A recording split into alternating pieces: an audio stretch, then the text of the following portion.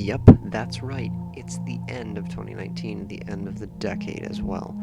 The 2010s, I guess, as you want to call them. And we have movies to talk about, we have television to talk about, and that's what we're going to do in this video. I saw 42 movies this year, and I'm going to be ranking all of them from worst to best and talk about each of them. There are 15 of them that I really enjoyed from this year that will go at the end of the video, the ones that I really recommend.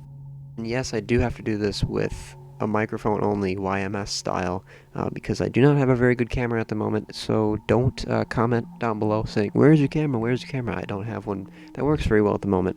I will plan to amend that pretty soon, but in the meantime, to get this video out, I wanted to just do it audio only, so bear with me for the time being with that.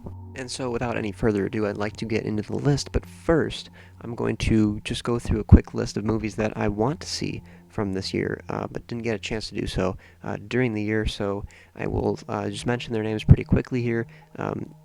They are movies that most likely could make my list in the top 15 or whatnot if I had seen them, but I just didn't get a time to.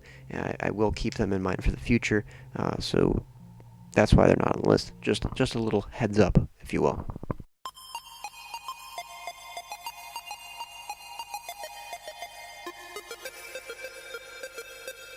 Coming up all the way in last at number 42 is the Disney remake of The Lion King. Yep, that's right. This is a really, really bad movie. Not only is this a complete cash grab in every single imaginable way, but there's so many things wrong with this movie from a cinematic standpoint. In terms of just blatant nostalgia grabbing, it's so horrible. The acting in this film is incredibly bad, and the direction is awful. Everything looks super flat and really, really, like, grainy and dry. And not only that, but it's a complete shot-for-shot remake of a film that I really, honestly don't have that much of a nostalgia connection for like other people, but this film is so bad it made me appreciate the original because of how technically off and how blatantly bad everything in this movie is. I would be hard-pressed to find a film with a higher budget than this that is less cinematically pleasing than this one is. It is so bad. Number 41, we have the Banana Splits movie, and I have kind of an interesting anecdote about this one. This was a sci-fi original film, if you haven't heard of it. It's sci-fi's new rebrand, basically, that they've been trying to do the past couple years, where they've been trying to reinvent themselves as a more serious film company rather than their more noticeable, flawed, and failed films from the past, like the reputation of their channel was for a long time, which was just really terrible, straight-to-DVD level garbage that we used to play on their channel all the time. But they've hired a bunch of directors, a bunch of screenwriters to basically kind of, you know, make their films more presentable as like B-movies, sort of, or whatever you want to call them. But with this movie, I was very interested in what they were going to do with it because I'm a Banana Splits fan. I was a huge fan when I was little. I loved that show when I was growing up watching Boomerang on cable television. And when I heard they were making one, I was like, oh, cool, they've made a Pee Wee Herman movie in the past couple of years. The zany sense of humor might be present in this movie. And when I saw the trailer, I was so disappointed. So disappointed in what they were doing with this. This is basically just a Five Nights at Freddy's ripoff, but with characters that have nothing to do with Five Nights at Freddy's. So I will ask, this is the question I have surrounding this movie is, who is this for? Because it pleases nobody. Not pleasing to Five Nights at Freddy's fans who want Five Nights at Freddy's characters, and it's not pleasing at all to Banana Splits fans because nobody wants to see their favorite characters being put in these horror scenarios, and not to mention it's just a crappy horror film to begin with. This is really, really bad stuff.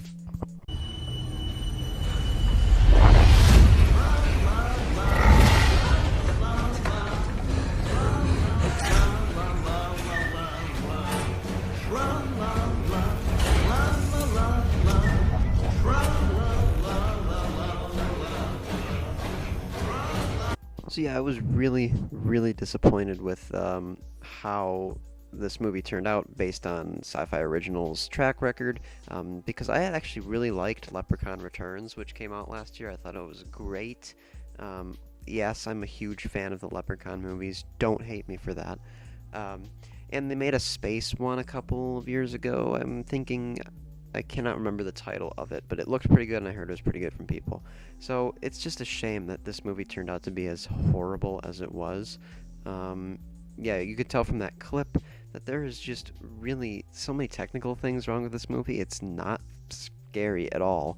It's really just stupid, and this movie just stinks. Okay, this movie just stinks, and if you like it, that's fine. But to me, I thought it was a complete waste of time and just horribly unoriginal and just a big slap in the face to people who wanted to see a banana splits movie. At number 40, we have Aladdin, another Disney remake coming in the bottom 5 of movies I've seen this year. At least this one was a tad bit original, quote unquote. I guess there was some creativity put into this movie, but most of this is just awful. The script is really, really tame. There's not a single part in this movie that has any sort of tangible conflict whatsoever, whereas the original, there was a villain, we had side characters, we had a protagonist, and I'm a fan of the original Aladdin. I think the animation in that film is top-notch.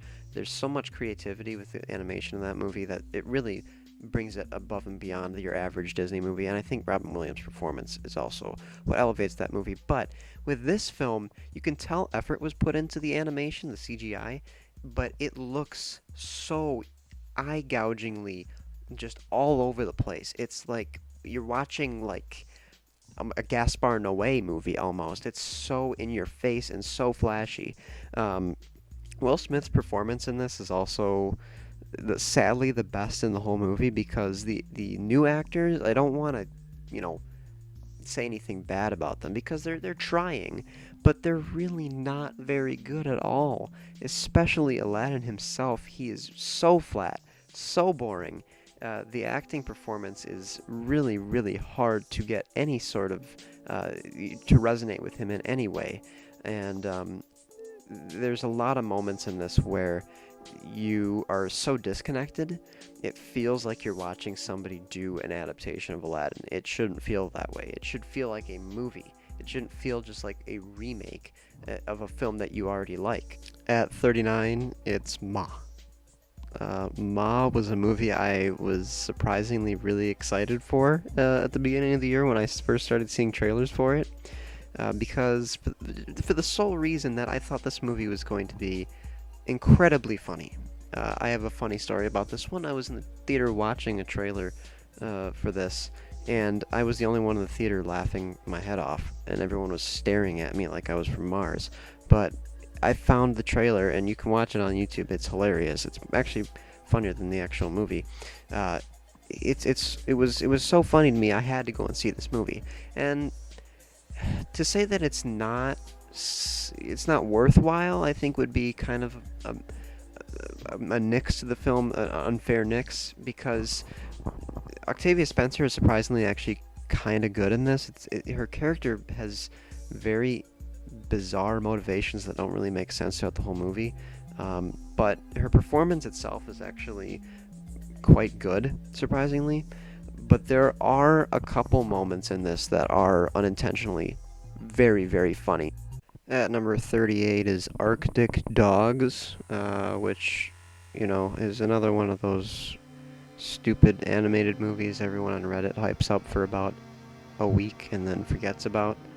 To be honest, I don't even know I watched this piece of crap. I turned it off about 40 minutes in. The voice cast was surprisingly pretty fine, and the animation was not the worst thing ever. It was just really the story that was completely boring and awful, and with so many fart jokes and really stupid moments, so just skip this one, I guess. But I know what you might be thinking. Did the homebrew hit? And I guess the answer to that is, of course.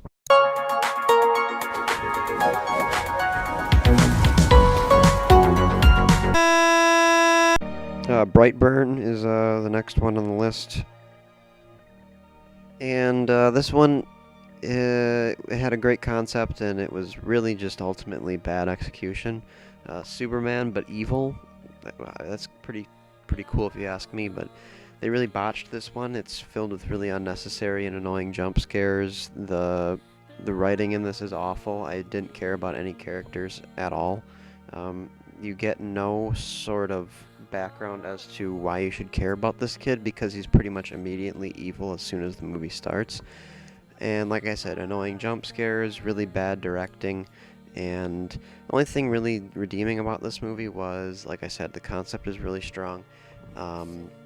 The look of the character, the look of his suit, I guess, is really interesting, and I liked that. And I really liked the surprising amount of gore in this movie. There were a couple moments that were funny, and intentionally so, but really this one is not that great. Fractured, I really don't have much to say about this one. It's a Brad Anderson movie. I was actually interested in this one because of Brad Anderson. He's directed Session 9, which is a great horror movie, and The Machinist, which is really interesting mystery suspense film starring Christian Bale.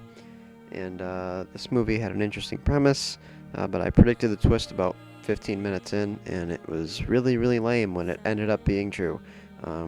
Yeah, this is just a very avoidable movie. It's on Netflix. It was in one eye and out the other, I guess, if that could be an expression used. Terminator Dank Fate. It's a Terminator movie, and that pretty much means at this point it's going to be terrible.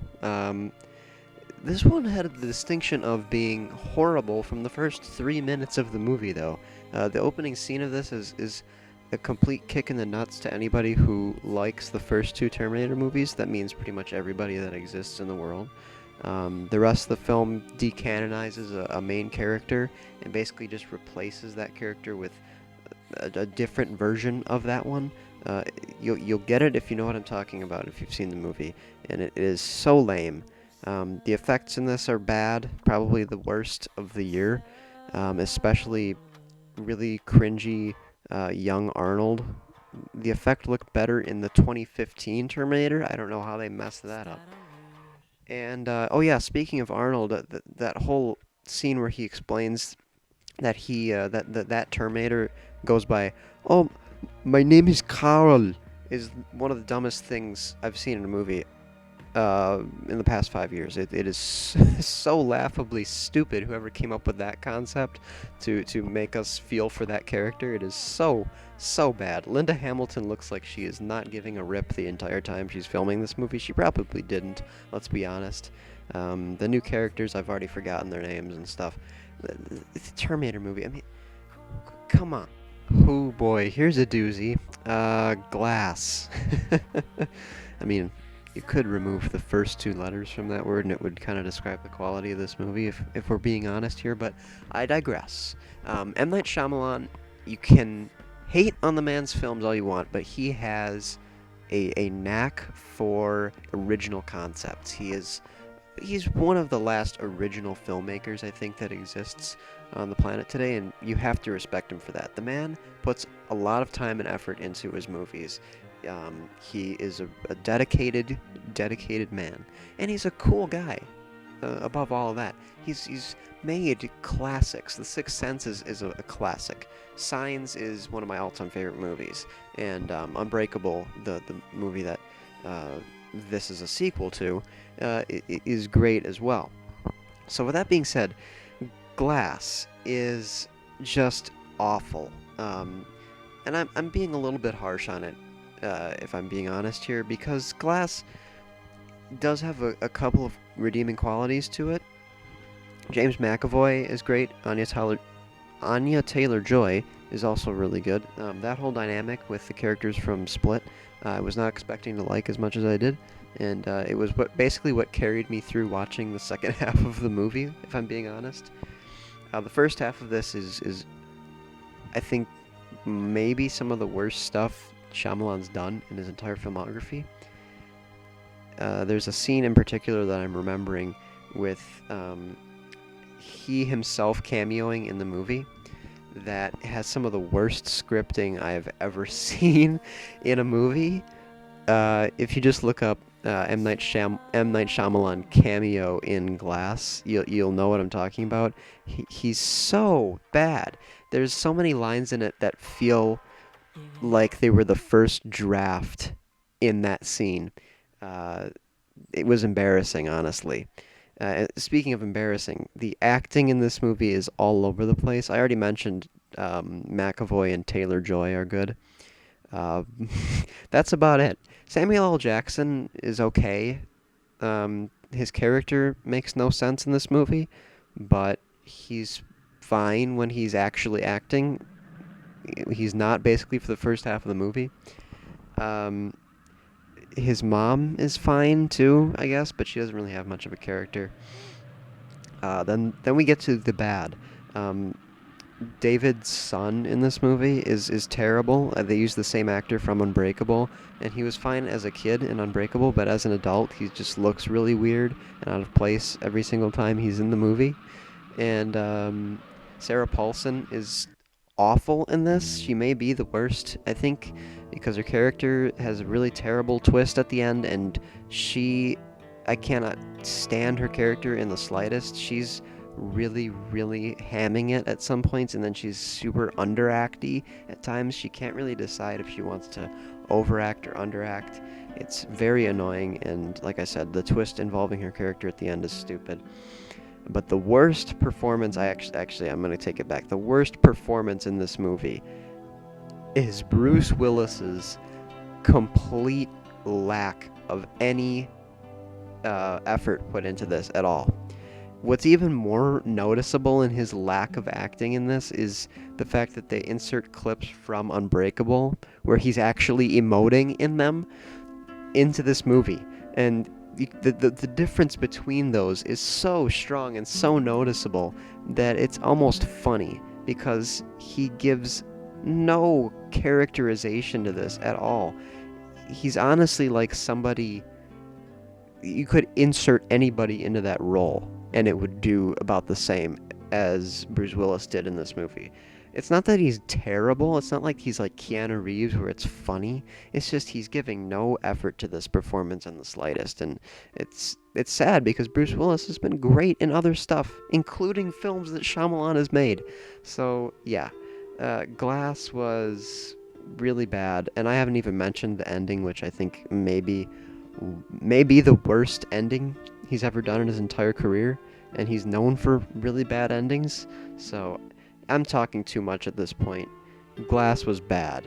Dragged Across Concrete, as an introduction to S. Craig Zahler's filmography, I was very, very unimpressed. This was boring. I thought the humor was really bad. The characters basically were spouting ideological talk points instead of actual lines. I thought it was really preachy with its message. It was not subtle in the slightest. Which, you can have your film do that, but it has to be more satirical than this, whereas this is more played as a straightforward action movie, but with over-the-top, satirical characters put in the movie. Like I said, very long, very talky. The action sequences at the end were okay. Those are probably the best parts of the movie, but yeah, that's about it for recommendation of this movie. At number 32, yeah, it's been a while since I've said a number. Sorry about that. Number 32 is Yesterday, the new Danny Boyle movie. Danny Boyle's a great director, and if you say otherwise, come on. The man's directed some incredible movies, a lot of very diverse movies of all sorts of different genres. This is kind of his take on a feel-good movie, similar to his previous film Millions from 2005. It's another feel-good kind of movie. With the Beatles, it's just a huge love letter to the Beatles, and that's really the best aspect of the movie. It's just how appreciative to the Beatles' music this whole film is. It's genuine in its sincerity, I would say. But that's basically the extent of my liking of this. The whole thing is really ham-fisted and just kind of awkward. The acting is okay, I guess. Nothing in this movie is bad.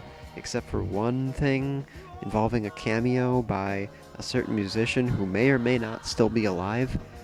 That was horrible, and felt very exploitative and dumb. But just the whole film in and of itself, it was a concept that should have just been left at concept, honestly. At 31, we have Wrinkles The Clown, which is very forgettable, not very good documentary about a pretty interesting topic. If you all remember the clown craze that happened, I think it was late 2016. This guy was at the forefront of it, and they kind of examined that whole clown craze as it happened, as well as just this guy in particular in Florida, who is hired to basically just mentally abuse your children into obeying you, and the ideology behind why you would hire somebody like this. But me explaining it is probably more interesting than the movie itself, because the first half is really all over the place editing-wise. It feels like they thought that this was a lot smarter than it actually is. Fyre! Yeah, remember this was a thing people were into at one point this year? Everybody was watching this at one point. I don't think anybody really remembers it now, just because it's yet another not very good documentary that is very forgettable. It's about an interesting topic, I'll give it that, but I just don't really remember much of the filmmaking behind this and all that. To be honest, I really did not care about anybody involved in this entire thing in real life. They all are horrible, soulless entities at this point anyways. But the only people I did feel sorry for were those poor Bahamians, and really that's what I'll say those 3 words as my review. Those poor Bahamians.